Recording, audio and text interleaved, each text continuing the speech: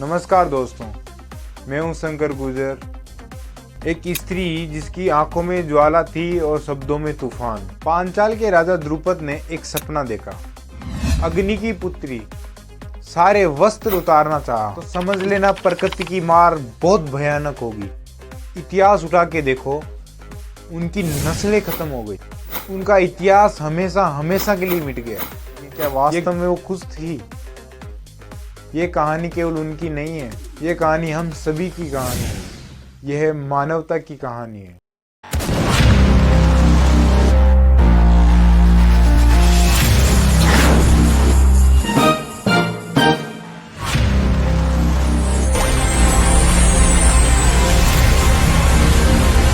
हमारी कहानी की शुरुआत होती है पांचाल नरेश द्रुपद की हार से। एक जमाने में सबसे अच्छे मित्र रहे द्रोणाचार्य और द्रौपद अब एक बहुत बड़े दुश्मन बन गए हैं। इनकी दुश्मनी की कहानी बड़ी रोचक है। पांचाल के राजा द्रुपद ने एक सपना देखा। उसके हृदय में प्रतिशोध की ज्वाला थी। वो द्रोणाचार्य से अपने अपमान का बदला लेना चाहते थे और इसी उद्देश्य से उन्होंने एक महान यज्ञ करवाया। इस यज्ञ से एक बालक प्रकट हुआ जिसका नाम धृष्टद्युम्न रखा गया। और फिर कुछ ही देर बाद में अग्नि की लपटों से एक कन्या प्रकट हुई और उस कन्या का नाम रखा गया द्रौपद पुत्री द्रौपदी। लेकिन वह केवल राजा द्रुपद की पुत्री नहीं थी, वह यज्ञ सेनी थी, अग्नि की पुत्री। उसका जन्म अधर्म का विनाश और धर्म की स्थापना के लिए हुआ था। उसकी सुंदरता और तेज को देखकर स्वयं देवता भी चकित थे। लेकिन उसकी आंखों में एक आग थी जो उस कन्या का उद्देश्य प्रकट कर रही थी। ये जन्म केवल यज्ञ का परिणाम नहीं था, ये जन्म परिवर्तन की शुरुआत थी। जब कौरवों ने पांडवों को जुए में हराया तब द्रौपदी के जीवन का सबसे बड़ा अपमान हुआ। उस भरी राजसभा में द्रौपदी को बालों से खींच कर लाया गया। और बात यहाँ तक नहीं रुकी।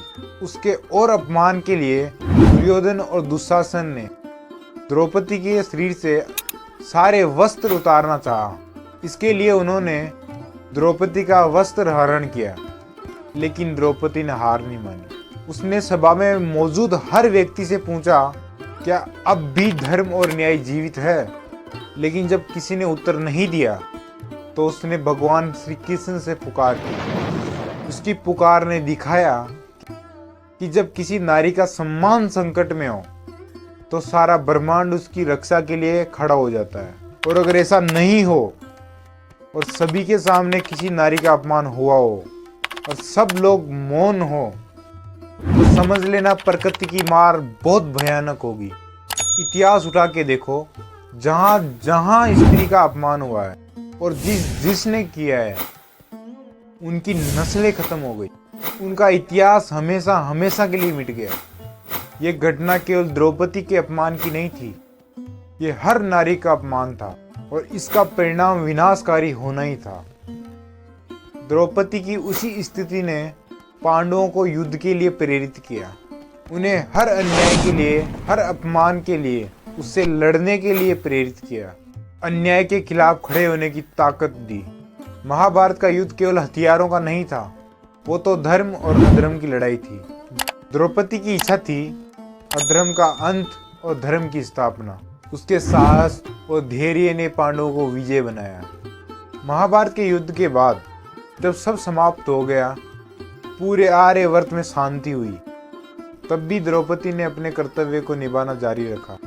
लेकिन क्या वास्तव में वो खुश थी? उसने उन बेटों को खो दिया जिनको उसने जन्म दिया। उनका दर्द एक माँ का दर्द नहीं था, बल्कि वह हर उस नारी का दर्द था जिसने इस महायुद्ध में अपने परिवार के किसी सदस्य को खोया था। जीवन के अंतिम दिनों में पांडव और द्रौपदी हिमालय की ओर चले। ये उनकी स्वर्गारोहण की यात्रा थी। लेकिन रास्ते में ही द्रौपदी हिमालय से गिर गई।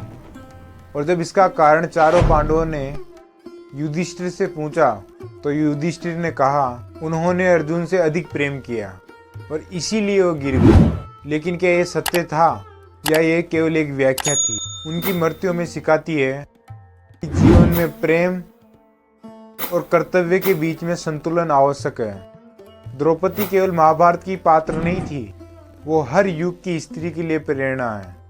उनकी कहानी हमें सिखाती है कि अन्याय के खिलाफ खड़ा होना ही सच्चा धर्म है। चाहे अन्याय कितना भी बड़ा हो, हमें उसका डटकर सामना करना चाहिए। हम उनकी कहानी से सीखें और एक ऐसा समाज बनाएं जहां हर द्रौपदी को सम्मान और सुरक्षा मिले। ये कहानी केवल उनकी नहीं है, ये कहानी हम सभी की कहानी है। यह मानवता की कहानी है।